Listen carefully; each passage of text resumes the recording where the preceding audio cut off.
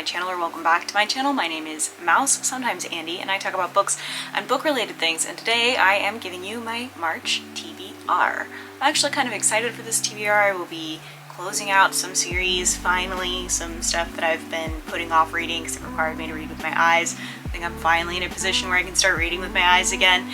I am going to be picking up or rereading some things that I'm really excited about, and this month I will no longer be having my childhood reread series. That's done. The only thing that I have considered reading again is the Judy Blume books, which I don't know if I'm going to do that or not, but we'll see.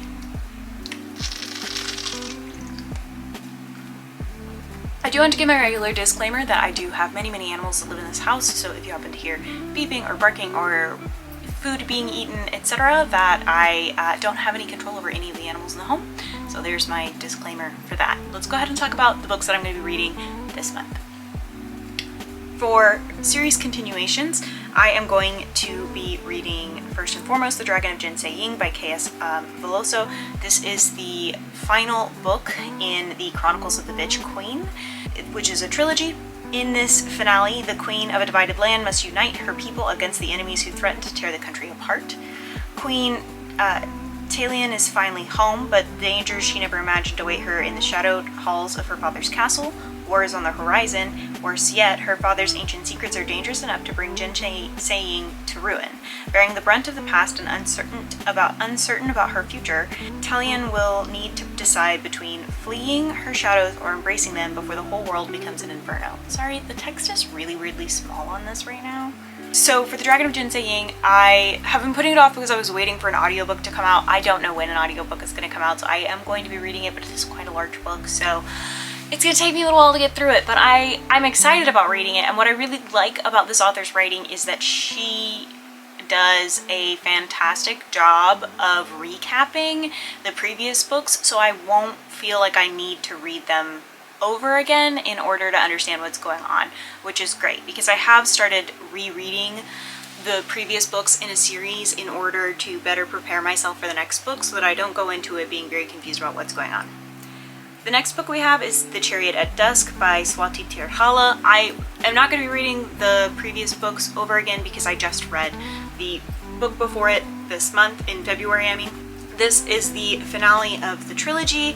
The land's fate, their people's livelihoods, and the bond that sustains their world all depend on what Kunal and Isha can offer to the gods and to each other. This author really likes to leave us on a cliffhanger, and I enjoyed the second book.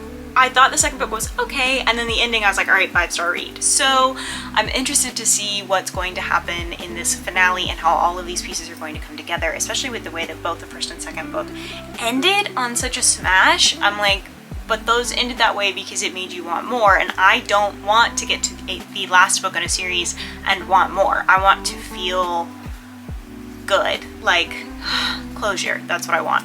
Then we have a reread, and it's companion novel Love Boat Taipei and Love Boat Reunion by Abigail Hing Nguyen. I read Love Boat Taipei while I was still very much, I don't like contemporary and I don't like romance, and I loved this story. It was heartwarming and it made me very happy to read, so I'm excited to read the next book that has come out, which is a companion novel, not necessarily a sequel. Love Boat Taipei is about 18-year-old Ever Wong. Her parents send her to Taiwan to study Mandarin for the summer from Ohio, and she finds herself among all of these overachieving kids that her parents have always compared her to. However, it turns out that people generally refer to this as a teen meat market nicknamed Love Boat, and it's where kids are more into clubbing than doing any of their needed tasks. And Ever sort of falls in love for the first time and breaks free from her parents' super strict rules and kind of figures out who she's supposed to be in this grand scheme. The companion novel is about Sophie and Xavier as they reconnect and write their own futures on a wild, unexpected Love Boat reunion. So I'm excited to reread this first book, especially since I read it 2 years ago. I'm excited to read it again and experience these characters again, mostly because I don't remember their names. So they're like fan favorites, Sophia and Xavier, and I'm like, I don't remember who those people are. I vaguely remember liking those people, but I don't know beyond that. So I'm excited to reread it and then read this companion novel, just because I found it so heartwarming and fun to read. And my rating has changed in the last 2 years, like the way that I rate things, so I'm interested to see how that looks different as well. Then I will be reading another reread and then the sequel. We have, for the reread, hold, that's not it. I will be reading Seven Devils by Laura Lamb and Elizabeth May. Robin from Books That Burn actually got me this for Christmas, I think in 2020, a long time ago. Thank you, Robin. And Seven Devils is about Eris, who faked her death to leave her life behind as the heir to the galaxy's most ruthless empire, but she then works for the Resistance, is sent on a mission with Cloelia? I don't remember how that's pronounced, and it makes the mission really complicated because they have this weird grudge situation, but when they find the ship they discover that there's even more than they bargained for, 3 fugitives with first-hand knowledge of the Empire's inner workings. Together these women possess the knowledge and the capabilities to bring down the corrupt regime, but the clock is ticking. The new Thalassian heir plans to disrupt a peace summit with the only remaining alien civilization, ensuring the Empire's continued expansion. If they can find a way to stop him, they will save the galaxy. If they can't, millions die. So, space opera, gay. I enjoyed it, but not as much as I think everyone else did. I also, though, know that I was going through something really stressful when I was reading it. So, I think we were doing the first CLEARURSHT, and I was stressed out, if I'm remembering the time correctly. The next book is Seven Mercies by, again, Elizabeth May and Laura Lamb. Time for an impossible to infiltrate mission, high chance of death, low chance of success. The devils will have to use their unique skills no matter the sacrifice and pair up with old enemies. Their plan? Me to lose my place when I'm reading. Their plan? Get to the heart of the Empire, destroy the Oracle, burn it all to the ground. So just a continuation of that sci-fi adventure. Exciting. Next we have The Ravens by Danielle Page and Cass Morgan, which will be a reread, and then its sequel, The Monarchs by Danielle Page and Cass Morgan. The Ravens is about Kappa Rho Nu, which is not your average sorority. Their parties are notorious, their fundraisers are known for being Westerly College's most elaborate affairs. But beneath the veil of Greek life and prestige, the Sisters of Kappa Rho Nu share a secret. They're a coven of witches. When Vivi and Scarlet are paired as Big and Little for initiation, they find themselves sinking into the sinister world of blood oaths and betrayals. The second book is about the sorority girls, or Kappa Rho Nu, are determined to restore balance to the world. After destroying an ancient talisman and barely saving their sorority in the process, they'll go to any lengths to keep their secret at Westerly's most powerful coven of witches. I just really like the idea of the sorority being made up of witches. Do I wish the book was for gay? Yes, but it is what it is. Then we have Eva Evergreen and The Cursed Witch by Julie Abe. Yes, I could absolutely read the first book over again, and I still might, but it is not my initial plans, just because it is a middle grade and I have a better ability to remember what happened in middle grades than I do young adult and adult books, just because they are pretty, they're generally not as in-depth plot-wise, and they're still good, don't get me wrong, but they're generally not as layered plot-wise, so it's easier for me to remember what happened, who's who, and what's going on. Eva Evergreen and The Cursed Witch is about Eva, and she's fulfilled her dream of earning the rank of novice witch and discovered the chilling truth behind the mysterious culling, the violent magical storm wreaking havoc across Revel realm. Revealing the truth, however, proves to be a difficult task, and soon the culprit is at large. To make matters worse, Eva learns what might be the horrible truth behind her pinch of magic and her mother's own mysterious connection to the culling and rogue magic. With her spirit at an all-time low, Eva must muster up the courage to prove her mother's innocence and learn to believe in her own magic if she wishes to put a stop to the culling once and for all. I just thought the first book was really, really cute and very sweet, and so I'm excited to read the second one, especially because I want to potentially do a video about some of my favorite middle grades, or a book, this would not fall into that category, or a set about middle grades that cover LGBTQIA+ topics. So this would fall into those two idea videos that I haven't put together but have considered making. So that's all my series continuations for March. Then for what I label as other books, I don't know why I'm like this. First, I have This Woven Kingdom by Tahari Mafi. This was my Illumicrate box from February. To all the world, Elise is a disposable servant, not the long-lost heir to an ancient Jinn kingdom forced to hide in plain sight. The Crown Prince, Cameron, has heard the prophecies foretelling the death of his king, but he never could have imagined that the servant girl with the strange eyes, the girl he can't put out of his mind, would one day soon uproot his kingdom and the world. I don't know anything about this. Like I said, it came in my Illumicrate box. I have that unboxing as a vlog. I don't know if it is out yet. No, that unboxing video will be out in 2 weeks. It is not an unboxing video, it is a vlog in which I got this in the mail. And I opened it on camera. Then we have Black Boy Joy, which was edited by Kwame Mbalia, who wrote the Tristan Strong books. I don't know if that author also has a story in it. It is an anthology, a middle grade anthology, and it is celebrate the joys of Black boyhood with stories from 17 best-selling, critically acclaimed Black authors. It is listed as a middle grade.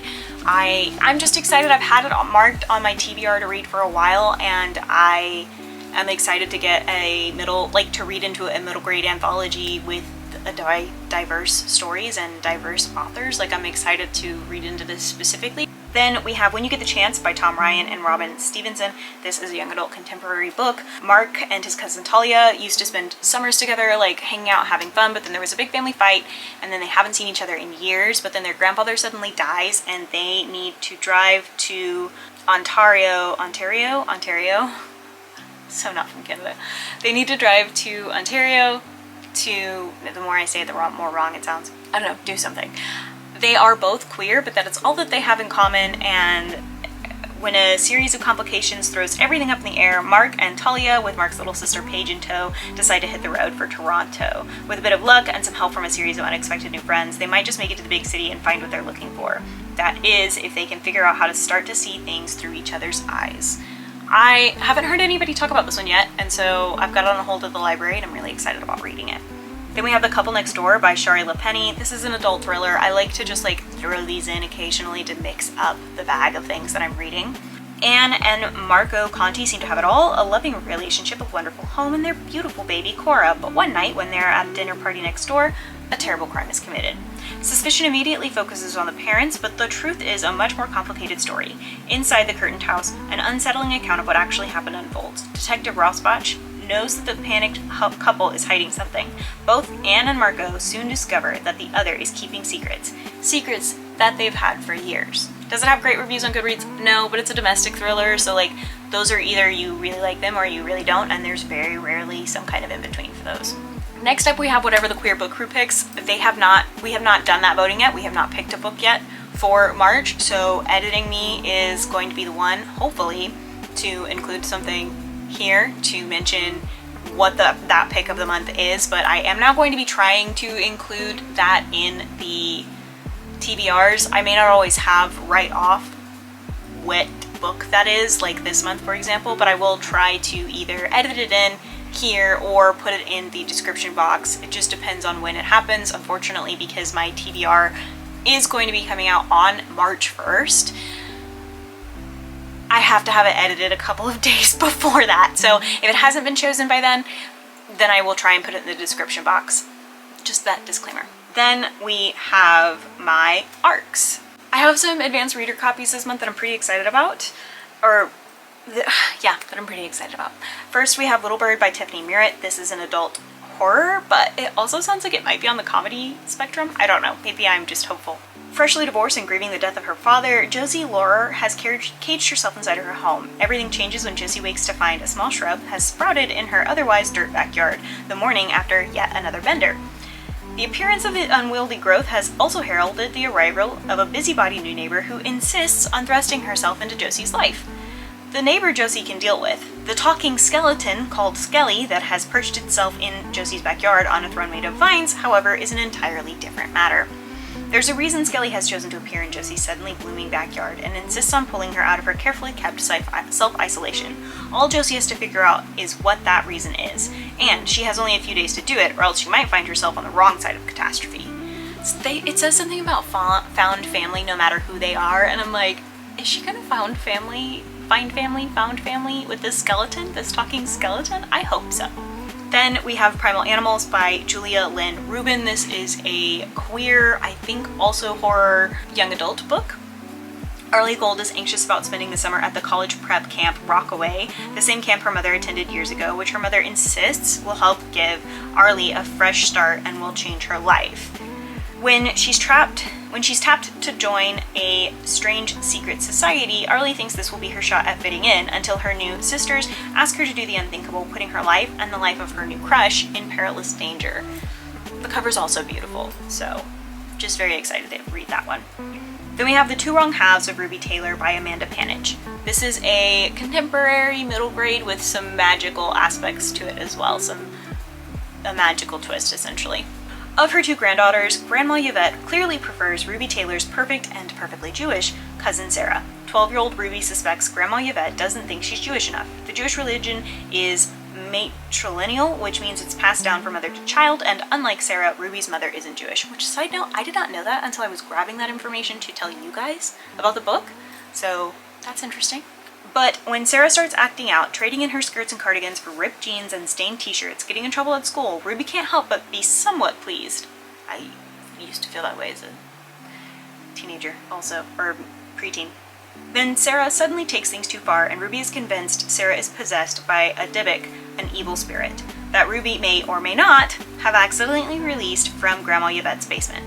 Ruby is determined to save her cousin, but a Dybbuk can only be expelled by a pious Jew. If Ruby isn't Jewish enough for her own grandmother, how can she possibly be Jewish enough to fight back a Dybbuk? I think that it is fantastic that we are having an opportunity to talk about Jews and the Jewish culture and the Jewish religion and all of that in middle grade in this kind of context as well, because I feel like we get things like the Percy Jackson books and then the Rick Riordan Presents books as a whole, but we don't get them about Jewish myth and lore. Like, I don't know a whole lot about it and have tried to do some extra research on my own about it, but it sometimes feels like it's inappropriate for me to do, and so I try to find the right balance between the two. And I think that this could potentially, assuming it's a good book, could potentially be a fantastic story to really bridge that gap, or fill that gap in middle grade stories that we don't really have. After that, I'm really excited because this year, the author S.J. Whitby, author of the Cute Mutants series, has quite a few books coming out, and I'm very excited about all of them. I've read a lot of them prior to their release date. So to celebrate that a little bit, I am going to be rereading each of the Cute Mutants books.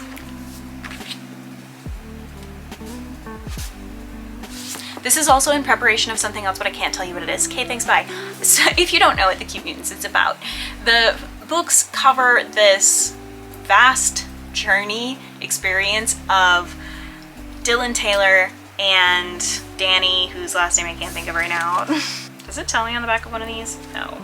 And Danny and this found family and a bunch of little queer teenagers. Eventually they become adults as they wake up one day from a party, all of them having kissed Emma, and find themselves with mutant powers. The interesting things about these books is that the mutant powers are not like your standard superhero powers, and I just find that fantastic. I think that it is going to be a fun time to be experiencing these characters over again, and I know that I love these books, and I know that I love SJ's writing, and I'm just excited about reading it over again and getting to mark new things and getting to talk about the books again and having it fresh in my mind and all of that. I'm really excited because I love the stories and I love the upcoming stories that have come out, and I love how all of it ties into this world. And I also really appreciate that these sort of start as young adult and they kind of edge into more adult-esque. I wouldn't necessarily say they become adult books, but they edge into more adult concepts and more adult situations and that kind of thing. SJ has this month, today, I think, I'm pretty sure it's today, Awakenings is coming out, which is a Cute Mutants anthology with other authors. And then they also have in April Mutant Sitters coming out, the Mutant Sitters Club, which is a middle grade. So I'm really excited about this, and I'm excited to read the books again because I can also, you know, my niece loves to read, and hopefully I can, when she's a little bit older, she needs to be a little bit older before I think she should read the Mutant Sitters Club, but I think that in a year or two she'll be the perfect age for it, and then as she gets a little bit older she can read the rest of the books, and if she enjoys it, you know. because I'm never going to force a kid to read something they don't want to read. So I'm thrilled about that. I'm thrilled about all the books that are coming out, and I'm thrilled to be rereading all of these. Sorry, I could talk about these books forever, and I'm very annoying about it. Except I'm not, sorry. Then we have a new section in my TBR called Art Recommended. Now, Art did not necessarily recommend this book because Art has not read this book yet, but it is in my recommendations because Art found it, and we both want to read it, so I'm counting it as an Art recommendation, and that is going to be Obscura by Jo Hart. In the near future, an aggressive and terrifying new form of dementia is affecting victims of all ages. The cause is unknown, and the symptoms are disturbing. Crippled by a secret addiction and suffering from creeping paranoia, Dr. Gillian Ryan finds her journey to find a cure becoming a nightmare as unexplainable and violent events plague the mission. With her grip weakening on reality, she starts to doubt her own innocence, and she's beginning to question so much more, like the true nature of the mission, the motivations of the crew, and every deadly new secret that space has to offer. So this kind of is a combination of like sci-fi, space travel, and dystopian plague wrecking the world vibes. I'm interested. We'll see what happens. Obviously, I don't have any way of knowing if it's good or not because Art hasn't read it yet, so it'll be a fun experience for everyone. But that's it. That's my TBR for the month. Let me know in the comments down below if you guys have read any of these books, if you want to read any of these books, if you want to reread these with me. I will probably be live tweeting my rereads of these in a thread, and so y'all can join in if you want to. But yeah, let me know in the comments down below. I will also say that SJ often puts the Kindle editions of these books on sale, so you buy them for cheap if you want to. No pressure, except that you should. But that's it. That's my TBR for March. I'm gonna go. Let me know in the comments down below also if you enjoyed this video, and if you didn't enjoy this video, what I can do to make it better for you, what I can make it more enjoyable for you. Don't forget to like and subscribe and share and all of those things because it is very helpful for me. I am, only like 150 away from monetization, so if you guys would subscribe, it would mean the world to me. I post videos every Tuesdays and Thursdays at 10 a.m. Central Standard Time every single week. I've been doing that for about 2 years now, so yay for scheduling things. Alright, I'm gonna go for real this time. I hope you guys are having a great day. Don't forget to take your meds, drink your water, and do something today to take care of yourself. Okay, thanks, bye.